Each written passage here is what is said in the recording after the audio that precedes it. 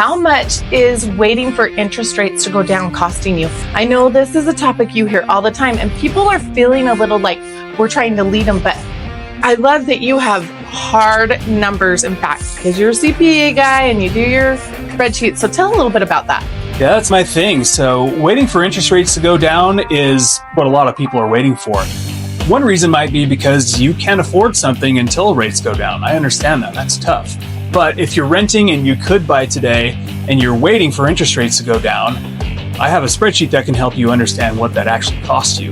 It takes into account what you're paying for rent. It takes into account the difference between today's interest rate and whatever you're waiting for, and the price of the home, like a whole picture scenario.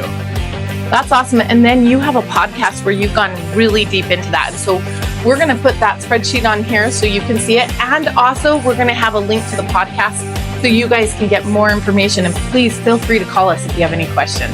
Bye. Thanks.